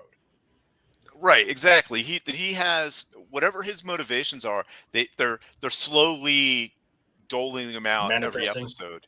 It's like letting you know like what's going on, what his thought process is, and who he is as a character. And now we're does anybody think he looks like Sean Connery right there? A little bit. A little bit, yeah. It's the beard. At this point, Baylan's essentially just an anti-hero. I mean, for being serious. And it's sad because this is the. I was going to say everyone's rooting for the bad guys. I'm rooting for the bad guys. Totally. one of the sad things is this is the first exposure a lot of people have gotten to who Ray Stevenson is. They don't know who he is aside from this role. If you've never seen him, if you're seeing this and you've never seen Ray Stevenson before, go back and watch the HBO series Rome. I promise you won't be disappointed. It's one of my favorite series. Watch RRR. Only 2 seasons. You don't want people to go back and watch that really terrible Punisher movie he did? I didn't mind it. Some people didn't mind it. I didn't think it was awesome. Rome for me is his definitive. Yeah, it was a joke. He's been great in a lot of things, but he was fine as Punisher, but that movie was terrible. Right. There hasn't been a good Punisher movie, but that's okay. Movie fair. That's a story for another day. Movie. So they're getting ready to the fighters have come through and they're in their way, and Base Karen is like, ignore them, and they're firing up the fire up the dilithium. Wait for it. Here it comes, and hold on, maneuver. And did I skip over everything getting blown apart? Yes, you did. I kind of did. You did. Sorry. What? I know. Sometimes I'm not good at my job. To be fair, I was really drunk when I put the slides together, so that's why there's nice. So I apologize for that. So as the ring jumps, there is this hyperspace like wave of energy, which is not how hyperspace works, but it waves into the fighters, and 3 red shirts get killed. The female, the female X-Wing pilot lives, becomes Force's female. The Rodian and 2 random males die. Carson Teva survives because he packed his plot armor, and the ghost survives. And then Jason says, "Mom, I got a really bad feeling." Yeah, not about this. Just I got a really bad feeling. Like he ate some bad fucking fish. He's force sensitive, everybody. He's force sensitive. Yep. He'd be a lot more believable if he had the fucking head tentacle. It makes sense because his father was a Jedi. Yeah, correct. Yeah. It's been to Melvin, Mr. Miyagi. Yeah. Yes. Oh, that's fucked up. It's funny, but it's fucked up. Yeah. So now we're back on Planet X, and where did Ahsoka land though? Because there was only water and rocks. Well, to back up just a quick second, you're talking about the Holdo maneuver and the wave thing. In a way, I chalked that up to the fact that it was making a intergalactic jump, that maybe that was why that effect happened. And that's not like a normal thing that happens with hyperspace. I mean, I was willing to let that go because of the unique circumstance in which they were doing it. It's a unique circumstance, but they still are using Super Star Destroyer hyperdrive engines. Yeah, that's what they established. It's same tech. But they're using like 6 of them all packed together. Oh, we haven't done that before. I'm with you, Joker. I'm just trying to say, I guess. You're starting to sound. You're starting to sound like a Filoni apologist. Knock it off. Where the fuck am I? Why am I on the floor? Where are my pants? We've all been there. Where is this? So he wakes up in the world between. So Josh, do you know what the world between worlds is? Ever made from Disney. No. So So this. Go ahead. Nobody outside of Rebels. Nobody outside of Rebels knows what the hell this is at all. It is the biggest plot device to keep Ahsoka alive. That's all it is. Yeah. It's the only reason she's alive. She should have died earlier in Rebels, but they were like, "Oh, but we don't want Ahsoka to die." Okay, loophole. Bring her back from the dead using an interdimensional time vortex timey-wimey thingamawabber. Okay, this is a nexus point of time and space in the Star Wars world, and this is where you can intersect. Joker. How does Ahsoka get there? That's the big question, and I have no idea why. It makes no sense. I have an idea. I have a theory. There is a theory out there that a certain force user who is powerful enough could do it, but it's going to be a stretch, and because what we are shown makes no sense. Agreed. Here's my theory. She died, but because she technically should already be dead, she was brought back here. Does it make sense? No. But let me counter that, because that would require the Morai to bring her back. We have yet to see Morai in this series. That's all right, folks. I don't know what's going on. What's a Morai? Do you think that I was going to make it more Morai? but Okay. like the angel Morai. Morai like came down, right, and he had his little steel plates, right? Okay, the Morai is the Morai is that owl that follows Ahsoka around, which is it's the personification of the light side of the Force. It is the avatar of the daughter. Yes. Okay. So in Rebels, in the Morai eat the Morai. No. Yeah. So it was actually Clone Wars. In Clone Wars, there was an episode where Anakin, Obi-Wan, and Ahsoka go to this weird island, and there's three people. Oh, that episode is terrible. Yeah, and so there was the son who embodies the dark side of the Force, the daughter who embodies the light side of the Force, and the old man who embodies the balance between the Force. They had their memories wiped of this, so they wouldn't remember them going to this particular island. But this was the big foreshadowing for Anakin that he was going to become Vader. But and basically, Ahsoka is like the chosen avatar of the daughter of the light side of the Force. Because Ahsoka, during those 3 episodes, Ahsoka dies, and the daughter sacrifices herself through Anakin to bring her back to life. So that was actually the first time she died. She died again in Rebels. So this would make 3. Wow. If she did That's die. a lot of dying. Yep.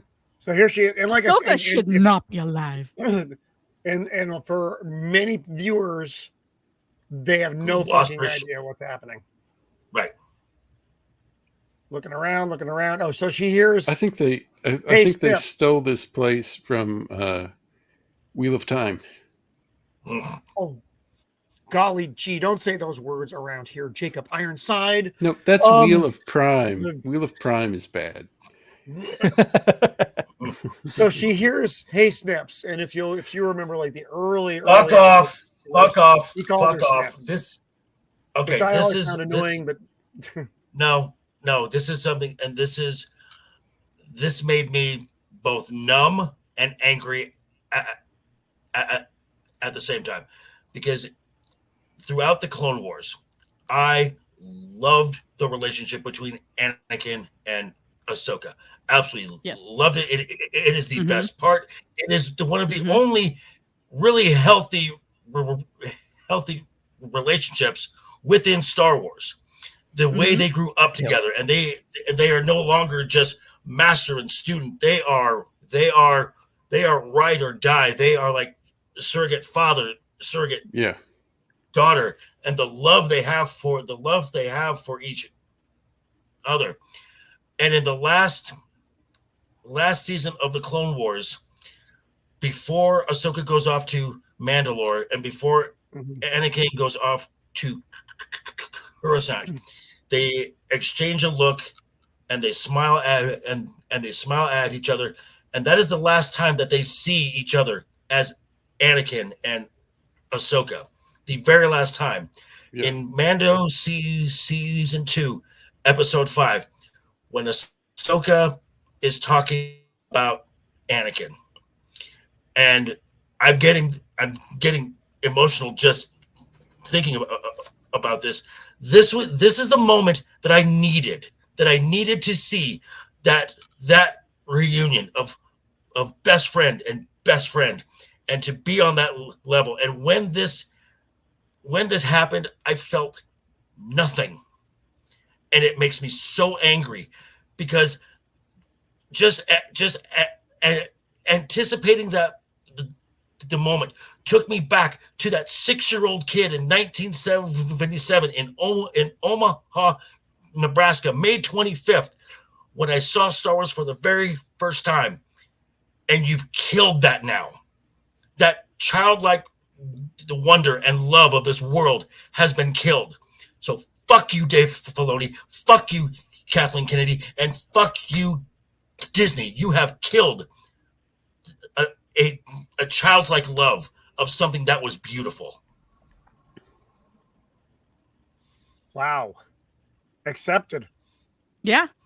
They've done because they have I did a stream with Admiralty the other day, and I called it basically, I said they've taken the hammers to these pillars of science fiction and not just cracked them, they have crumbled them.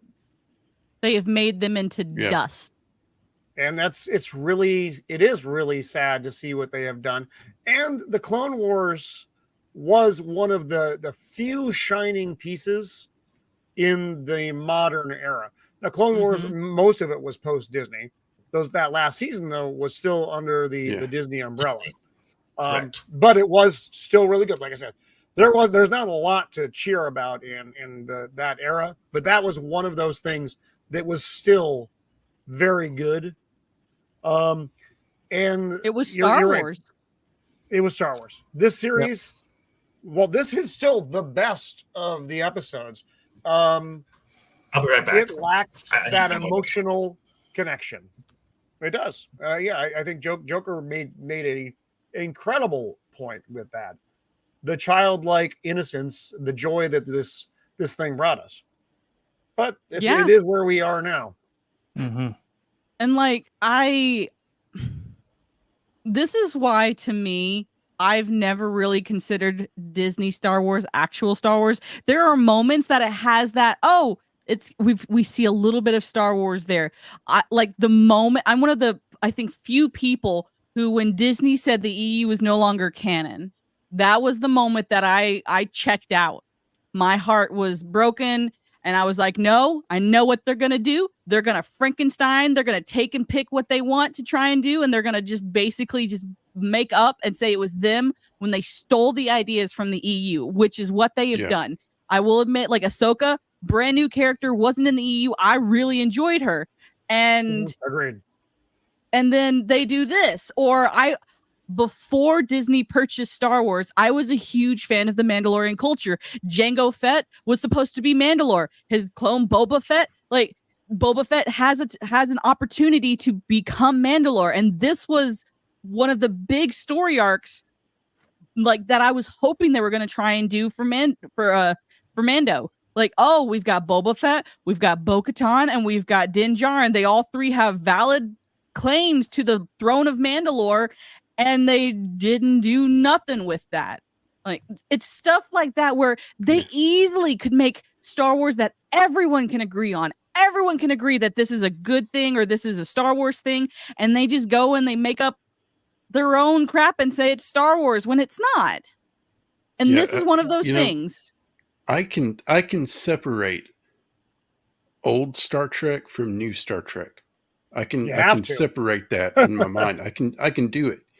Star Wars, they've gone into the fiber of it and ripped it apart. I mean, they took the actors that played the original characters and destroyed those characters. I mean, they've completely destroyed the original Star Wars. With all the flaws that Disney has come up with, Mandalorian seasons 1 and 2 were, just lucky because everything they've done since then have been unlucky. Well, it's been different interference from the studio. That's where it really comes in. But Ahsoka had a real chance as a character this could have been something very good. This could have been, the magic they had in Mandalorian. They could have brought that forward in this. They know they had their wild missteps with Boba Fett, Kenobi, good God, and Mandalorian season 3. This was their chance to get things back on track. again, like I said, this episode, I didn't hate this episode. And though we picked a lot of it apart, I mean, that's because it's easy to do, but it was still overall as a viewing experience. I still had a lot of fun with it. But where is it going? I mean, because it's funny because the things that we point out as being the flaws within these episodes, there's and Beard of Liberty, we talked. These are things that are like super easy to fix. It's literally you turn the knob that much and the problem is resolved. But they won't do it. I don't even know if it's not that they necessarily won't, it's that they can't. They don't have the love for old Star Wars that fans like us have. They're just doing don't care. what Disney has always done, taking another franchise and turned it to what they want. Yep. Suck the life out of it, leaving a dead husk. Yeah. This, I don't know what this creature is, but it's only wearing a Star Wars skin, and it's that even of itself is tearing apart. And Gary said it right. Well, Gary said it right. There is Star Wars, and there is Disney Star Wars. Yeah, and agreed. anyone who is anyone, and I said this, and I made a friend very I made a friend very upset with me that I said that they claim to be a Star Wars fan, and I said the more you keep hyping this, the more you keep going gaga over stuff like this, you are no longer a Star Wars fan. You are a Disney Star Wars fan. You are a Kathleen Kennedy Star Wars fan, and you're part of the problem. I don't think we'll ever have what we had. I don't think it's possible, certainly within our lifetime, mine being the next 4 years, for this to come back. I just don't. I wish they could find that magic again. I wish Disney would let it go.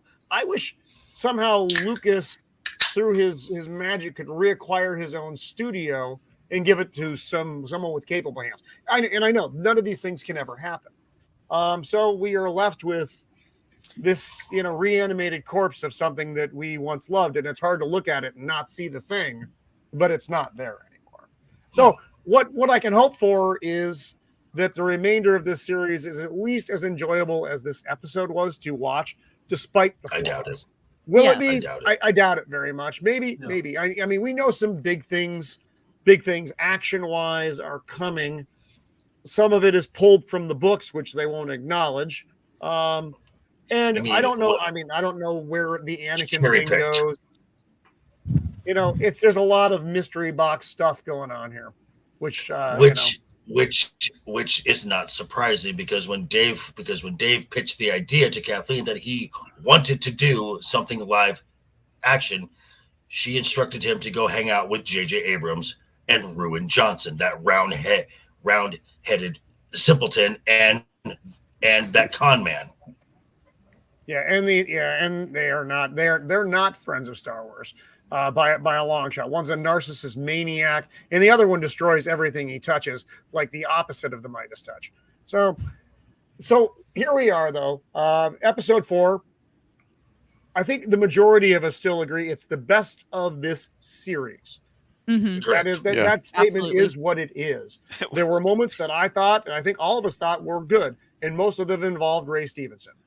Listening to us for the last 2 hours, you were ripping the whole thing apart, and then we're like, yeah, but it was still the best one. The best one. Well, and that's saying something, and it's not surprising that this brand is dead. Star Wars is dead, and it's shown in everything from just declining viewership to the point that in this last fiscal year, Lucasfilm in one way or another has cost the Walt Disney Company $1 billion. It is a millstone. Yeah, that's not subjective stuff. That's objective numbers. That's not leading. Josh? I think he froze up. He's so Oh, sad. I didn't get a private I chat. know that we sound angry, just like but that, please- he's gone from our lives. He froze up. I think his internet dropped or something. Right. Oh. Yeah. Well, sorry, Josh. I'll say nice things about the episode. since Josh has bailed on us, we let's go around the horn here and wrap it up. We will be back next week, folks, on Thursday at 5 Pacific Standard. We're talking about episode 5, and that is there's supposed to be some big things going on there. We'll see what happens. Because it's so amazing. It's so amazing. It's not even like really a secret what's coming. Everybody knows what's coming. It's just, is it going to come next week? I think it probably is.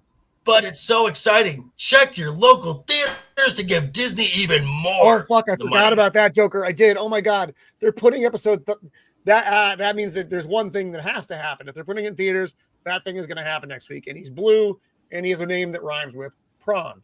So on that note, Shieldwall, what do you have coming up, brother? So next Tuesday, hanging out with Jacob Ironside on his channel, doing whatever, I think. Maybe. And then next Thursday, doing the next episode with you guys. So look forward to that. And Mando sailing the seas. I'm gonna be sailing the high seas probably soon, drowning in some rum. Let's see. So tomorrow I will not actually be doing my normal Sea of Thieves stream. I did that yesterday because I'm gonna be hanging out with an IRL friend Friday. Saturday. Do not miss out. We have got a great panel coming on for Literary Souls. It's going to be Elijah, so a Troubled Green, my friend Smile a While, and Miss Martin Muse. We're going to be talking about the last 2 books of the Chronicles of Narnia. It's going to be The Silver Chair and The Last Battle. It's going to be the last installment of the Summer of Narnia. Please don't miss out on it. It's going to be great. 10:30 a.m. Central Standard Time. And then also, please subscribe to my YouTube channel. I've been trying to get that thing monetized now. I'm trying to crank out videos. Like, right so, on. Hey, Jana. Hey, Jana. And I will be wearing my Mr. Jana. Tumnus pants in honor of that stream. He doesn't wear pants. I never wear pants. So, Beard of Liberty, your first time with the panel, and I'm really glad you were here. Probably his last time. What do you have coming up, buddy? I mean, if y'all have me back, I'd love to join you next week. Yes. So You saved me I'll the be green doing room that. question afterwards. Yes, come back to us. You one of us. One of us. Josh just messaged saying his power went out. That's why he. Oh shit! Okay. Other than that, kind of big news is the guys over at After the Weekend, R2 the Icky and JT Gunn brought me on as a regular for their Saturday shows. So you can find me over there on the 16th, where, if I remember correctly, we'll be joined by the Mr. Joker voice for fan casting for the Thundercats. Yes. He's a little excited. Best cartoon intro of all time. All right, and Joker voice. What do you have coming up, buddy?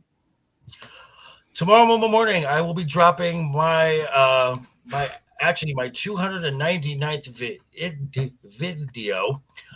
We're talking about something I saw from Valiant Renegade, where Disney lies about the budgets for their films. As they do. As Infinity War and Endgame, their stated budgets combined was an outrageous $700 million. In actuality, $1.3 billion. Whoa! Ooh. Wow, that's like my wife asking me how many action figures I have. How many figures out there? Just a few. And then for my 300th installment on YouTube tomorrow, 5 p.m. Pacific, 8 p.m. Eastern, over on Legion Talk for Friday night's Royal Rumble. Right on, dude. Very nice. Yep. Awesome. Nice. Thank you. Jacob Ironside, master of the meme. What do you got coming up, buddy? I don't have anything this Saturday, but Tuesday I will be doing Master and Commander. Oh, Great movie. Oh yeah, that's right. I love that movie so much. That is such a good movie. One of the best seafaring films. Roman likes that movie so much because that's how well the ships were when he first came in the Navy. That's true. I was actually on board. Yeah. That's awesome. So, Magitech Mags will be Love Mags, Shieldwall, and awesome. Mags is awesome. One Love other her to person, I pieces. can't remember who it was. Wow. It's somebody. Also, the Galapagos It's turtles somebody are good. delicious. So if you ever get the chance to eat one, I highly And recommend then I'll be back here next Thursday. And then that Saturday the 16th, I will be doing a discussion on Alfred Hitchcock. it. Nice. Awesome.